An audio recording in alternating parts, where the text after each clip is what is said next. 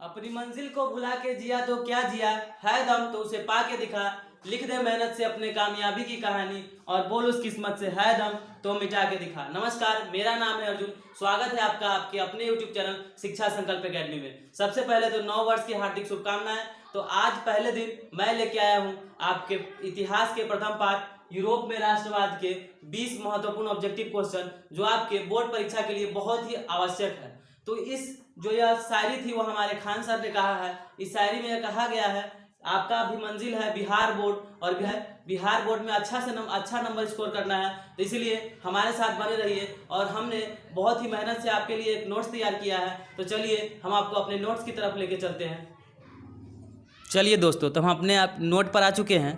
पहला प्रश्न है, इटली तथा जर्मनी वर्तमान में किस महादेश में आते हैं? ऑप्शन है उत्तरी अमेरिका, दक्षिणी अमेरिका, यूरोप और एशिया। तो इसका सही उत्तर होगा यूरोप।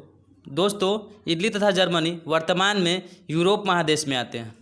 दूसरा क्वेश्चन है, फ्रांस में किस वंश की पुनर्स्थापना वियना कांग्रेस द्वारा की गई थी? फ्रांस में किस वंश की पुनर्स्थापना वियना कांग्रेस द्वारा की गई थी? इसका ऑप्शन है हेपर्सबर्ग, आर्लिया वंश, बुर्बो वंश, जार शाही वंश। तो हमको पता है इसका आंसर होगा ग, बुर्बो वंश। फ्रांस में बुर्बो वंश की पुनर्स्थापना वियना कांग्रेस द्वारा की गई थी। तीसरा क्वेश्चन है, मेजनी का संबंध किस संगठन से था? इसका ऑप्शन है लाल सेना, कार्बोनरी, फिलिक हेटारिया, डायट। तो इसका उत्तर होगा कार्बोनरी। मेजनी का संबंध कार्बोनरी संगठन से था। चौथा क्वेश्चन है, इटली एवं जर्मनी के एकीकरण के विरुद्ध निम्न में कौन था? तो इसका उत्तर होगा इटली एवं जर्मनी के एकीकरण के विरुद्ध ऑस्ट्रिया था। कौन था? ऑस्ट्रिया था। पांचवा क्वेश्चन है, काउंट काबूर को विक्टर एमोनियल ने किस पद पर नियुक्त किया था? काउंट काबूर को विक्टर एमोनियल ने किस पद पर नियुक्त किया था? इसका ऑप्शन है सेनापति, राजदूत, प्रधानमंत्री, गृहमंत्री। तो इसका उत्तर होगा प्रधानमंत्री। काउंट काबूर को विक्टर एमोनियल ने प्रधानमंत्री पद पर नियुक्त किया गया था। छठा क्वेश्चन है, गैरीबाल्डी पेशे से क्या था? तो गैरीबाल्डी पेशे से नाविक था। क्या था? नाविक था। सातवां क्वेश्चन है, जर्मन राइन राज्य का निर्माण किसने किया था? जर्मन राइन राज्य का निर्माण किसने किया था? तो इसका उत्तर होगा नेपोलियन बोनापार्ट। किसने करवाया था जर्मन राइन राज्य का निर्माण? Napoleon Bonaparte. आठवां क्वेश्चन है, जालवेरिन एक संस्था थी। जालवेरिन किसकी संस्था थी? तो जालवेरिन एक व्यापारियों की संस्था थी। किसकी संस्था थी? व्यापारियों की संस्था थी। नौवां क्वेश्चन है, रक्त एवं लौह की नीति का अवलंबन किसने किया? तो रक्त एवं लौह की नीति का अवलंबन बिस्मार्क ने किया था। रक्त एवं लौह की नीति का अवलंबन बिस्मार्क ने किया था। 10वां क्वेश्चन है, फ्रैंकफर्ट की संधि कब हुई थी? तो फ्रैंकफर्ट की संधि का ऑप्शन दिया हुआ है 1864, 1866, 1890 और 1871। तो इसका सही उत्तर है 1871 ईस्वी में। फ्रैंकफर्ट की संधि 1871 ईस्वी में हुई थी। चलिए, 11वां क्वेश्चन है, यूरोपवासियों के लिए किस देश का साहित्य एवं ज्ञान विज्ञान प्रेरणा स्रोत रहा? इसका ऑप्शन है जर्मनी, इटली, यूनान तथा पोलैंड। तो इसका उत्तर होगा ग, यूनान। 12वां क्वेश्चन है, 1829 ईस्वी में एड्रियानोपल की संधि किस देश के साथ हुई थी? तो 1829 ईस्वी में एड्रियानोपल की संधि यूनान के साथ हुई थी। 13वां क्वेश्चन है, नेपोलियन का पतन कब हुआ था? तो दोस्तों, नेपोलियन का पतन 1814 ईस्वी में हुआ था। नेपोलियन का पतन 1814 ईस्वी में हुआ था। 14वां क्वेश्चन है, क्रीमिया का युद्ध कब हुआ था?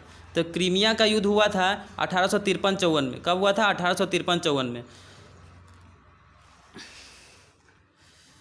अब है 15वां क्वेश्चन, गैरीबाल्डी की जीवनी किसने लिखी थी? गैरीबाल्डी की जीवनी किसने लिखी थी? तो इसका उत्तर होगा लाला लाजपत राय ने लिखी थी। 16वां क्वेश्चन है, हितेरिया फिलाई नामक संस्था की स्थापना कहाँ हुई थी? हितेरिया फिलाई नामक संस्था की स्थापना कहाँ हुई थी? ऑप्शन है असम, पश्चिम बंगाल, उड़ीसा, दिल्ली। दोस्तों, पहले उड़ीसा को ओडिशा कहा जाता था, इसलिए इसकी स्थापना जो थी ओडिशा में हुई थी। 17वां क्वेश्चन है, इटली का एकीकरण कब हुआ था? तो इटली का एकीकरण कब हुआ था? ऑप्शन है 1874 ईस्वी, 1862 ईस्वी, 1871 ईस्वी, 1869 ईस्वी। तो इटली का एकीकरण हुआ था 1871 ईस्वी में।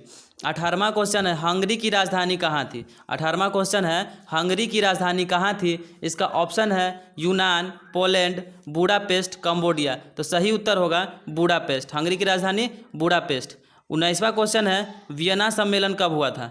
तो वियना सम्मेलन कब हुआ था? वियना सम्मेलन हुआ था 1814-15 ईस्वी में वियना सम्मेलन हुआ था। मैसूर 20वां क्वेश्चन और हमारा आखिरी क्वेश्चन, जो कि इस पाठ का आखिरी क्वेश्चन है ऑब्जेक्टिव में, मैसूर का शासक कौन था? तो मैसूर का शासक टीपू सुल्ताना था। दोस्तों याद रखिएगा, मैसूर का शासक टीपू सुल्ताना, जिसे शेरे मैसूर भी कहा जाता था। मैसूर का शासक टीपू सुल्ताना, जिसे शेरे मैसूर भी कहा जाता था। इस तरह हमारा 20 महत्वपूर्ण ऑब्जेक्टिव क्वेश्चन क्लियर हुआ। आप लोगों इस तरीके से तैयारी कर सकते हैं और हमारे चैनल को लाइक सब्सक्राइब कीजिए और शेयर कीजिए, ताकि और भी जो छोटे भाई बहन हैं उनको जानकारी मिल सके। धन्यवाद।